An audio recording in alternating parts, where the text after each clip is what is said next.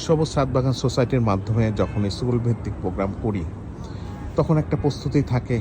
কিছু নার্সারি আছে আমাকে গাছ দিয়ে সহযোগিতা করে, এবং কিছু স্টুডেন্ট আছে যারা আমার সাথে সংযুক্ত আছে, তারাও বিভিন্ন রকম গাছের প্যাকেটিং করা এবং গাছগুলা নিয়ে স্কুল পর্যন্ত পৌঁছায় দেওয়া, এবং তারাও সবুজ নিয়ে কিছু কথা বলে এবং শিক্ষার্থীদের মাঝে যখন সবুজ ধরিয়ে দেয়।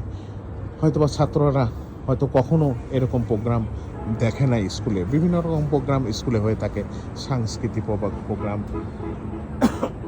খেলাধুলার প্রোগ্রাম, কিন্তু সবুজ ভিত্তিক অনেক কিছু প্রোগ্রাম কখনো হয় না।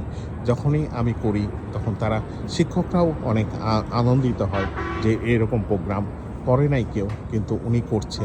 যেমন সবুজ নিয়ে এবং ফল ফলাদি সবজি নিয়ে, সবজির উপকারী বিষয়ে যখন অবগত করি, তখন তারা আসলে আমাদের প্রতি সহানুভূতি আসে এবং আমাদের সাথে আমরা এবং স্কুলগুলোতে বলে রাখি যে আপনারা ভবিষ্যৎ প্রজন্মে অন্তত মাসে একটা ক্লাসের মাধ্যমে তাদেরকে এই সবজির উপকারিতা, ফলের উপকারিতার বিষয় অবগত করেন।